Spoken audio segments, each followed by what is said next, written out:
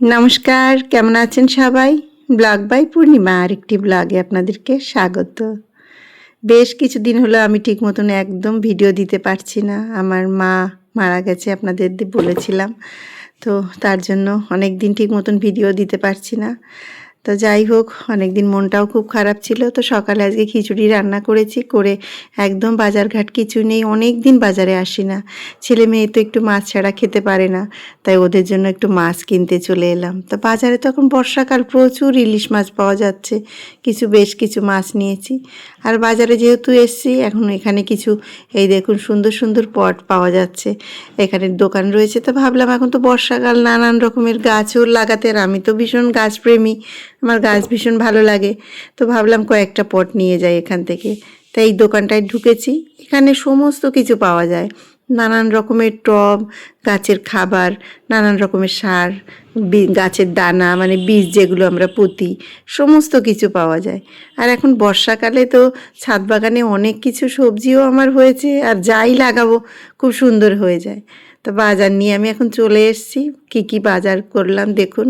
আমি যখন বাজারে যাই তখন অনেক রকম মাছ কিনি একসাথে।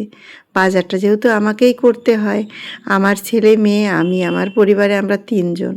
তো যেহেতু ছেলে মেয়ে ওরা কি মাছটা ভালো কিনতে পারে না, চেনে না, অনেক সময় মরা মাছ। তা দেখুন ইলিশ মাছটা এনেছি। ইলিশ মাছটা কিন্তু খুব সুন্দর, একদম তাজা ইলিশ। এই ইলিশ মাছ ছেলে মেয়ে ভীষণ, আমিও ভীষণ ভালো খাই। অনেক দিন মনটা খুব খারাপ, বাজারও করি না, সবজিও কিনি না, মানে কিছুই ভালো লাগে না। তো ছেলে মেয়ে তো মাছ খাড়া খেতে পারে না, তাই জন্য আজ বাজার গেলাম। আর কি, মা তো চলে গেছে, মার কথা তো সব সময় মনে পড়বে, এটা তো ভোলার নয়, তবুও চলতে তো হবে আমাদের। তাই এই যে মাছ নিয়ে এসেছি, এখন এগুলো সমস্ত ধুয়ে ধুয়ে আমি আলাদা আলাদা প্যাকেট করে আমি ফ্রিজে রেখে দেবো। রোজ রোজ বাজার যেতে আমার একদম ভালো লাগে না, যখন যাই একসঙ্গে বেশি করে সব কিনে নিয়ে আসি। তাই বেশি করে সমস্ত কিনে নিয়ে এসেছি, এনে ধুয়ে ফ্রিজে রেখে দেবো, বারবার যাওয়া লাগবে না। তো এই জন্য আমি আজ যেদিন যাই অনেক রকমের মাছের ডিমের তরকারি, মাছের ডিম দিয়ে বড়া করলেও ছেলে মেয়ে ভীষণ ভালো খায়। তাই সমস্ত, আর আমি যেখানে থাকি কলকাতায়, এখানে প্রচুর মাছ পাওয়া যায় আমাদের এখানে বাজারে, এবং ফ্রেশ মাছ, জ্যান্ত মাছ পাওয়া যায় প্রচুর। এখানে মাছের আমদানিটা খুব বেশি। আর এখন তো বর্ষাকাল, আপনারা জানেন ইলিশ মাছের সিজন, এখন প্রচুর ইলিশ মাছ পাওয়া যায় বাজারে একদম, আর খুব সুন্দর ইলিশ। দামটাও যে খুব বেশি তা নয়। এই যে ইলিশটা এনেছি, এটা 1300 টাকা করেছিল, এবং খুব সুন্দর ইলিশ মাছটি।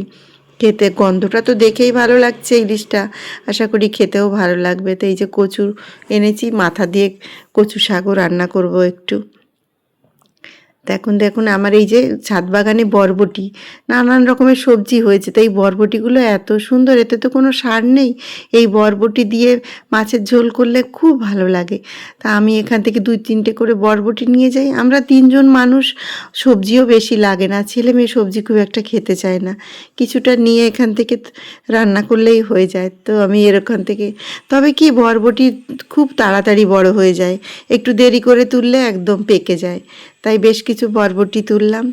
বাড়িতে বাজারে গেছি, একদম ভিজে গেছি, বাড়িতে এসে পুরো স্নান সেরে নিয়েছি। স্নান সেরে তারপরে এখন ছাদে এসেছি কয়েকটা সবজি তুলতে। এই ছাদ বাগান থেকে কয়েকটা সবজি তুলে নিয়ে যাই, তারপর গিয়ে রান্না করব। আজ গরম গরম ইলিশ মাছ ভাজা, ইলিশ মাছের ঝোল। আর ইলিশ মাছ হলে ছেলে মেয়ের কিছুই চাই না। তো যাই হোক, অনেক দিন পর মাছ রান্না করব, অনেক দিন কিছু ঠিক মতন খাওয়া দাওয়াও করছি না, মন মেজাজ ভালো না থাকলে যেটা হয় আর কি। তার জন্য অনেক দিন হলো আপনাদের কোনো ভিডিও ঠিক মতন দিতেই পারছি না, ভিডিও আপলোড করতে ভালোই লাগছে না। তো আজ অনেক দিন পর আবার চলে এলাম ভিডিও নিয়ে আপনাদের মধ্যে। তো সবার কাছে একটাই, আমার মায়ের আত্মার শান্তি কামনা করবেন। আর এই যে দেখুন, এই যে বরবটি, এই বরবটিগুলো দিয়েই আজ রান্না করব। বেশ কিছু বরবটি হয়েছে, এখানে 2টো টায়ার ছিল, সেই টায়ারের মধ্যে অল্প কিছু মাটি দিয়েই আমি এখানে একটা লাউ গাছ আর বরবটি লাগিয়েছিলাম। তবে লাউ গাছে একটা লাউ, ছোট একটা লাউ হয়েছিল, খুব ছোট। লাউ গাছটা তো অত ভালো না, তার মধ্যে যেটা হয়েছে এই অনেক। তবে বরবটি কিন্তু এখানে অনেক হয়েছে, সে বরবটিগুলো আমি মাঝে মাঝেই এখানে তুলে নিই। আর এবং এত সুন্দর, এই বাজার থেকে যেগুলো আনি ওগুলো তো সার দেওয়া, অত ভালো লাগে না। আর এইগুলো দেখুন কত সুন্দর লম্বা, এবং খেতে খুব ভালো। এই বরবটি দিয়ে আপনি সবজি করুন, মাছের ঝোল করুন, যাই করুন এটা খেতে দুর্দান্ত লাগে। তা আমি তো আমার ছাদ বাগানে নানান রকমের গাছ লাগাই। উপরে যে আরেকটি ছাদ বাগান রয়েছে সেখানে তো প্রচুর যে চাল কুমড়ো হয়েছে, বরবটি হয়েছে, উচ্ছে, ভেন্ডি, নানান রকমের ডাঁটা শাক হয়েছে, নানান রকমের। আর এই ছাদ বাগানটাতে একটু ড্রাগন গাছ আর ছোটোখাটো অন্যান্য ফুল গাছ এগুলো বেশি লাগিয়েছি। এবার আমার ড্রাগন ফলগুলো একদম ভালো হচ্ছে না। তো আজকের মতন ব্লগটি এখানেই শেষ করছি। আবার একটি নতুন ব্লগে দেখা হবে।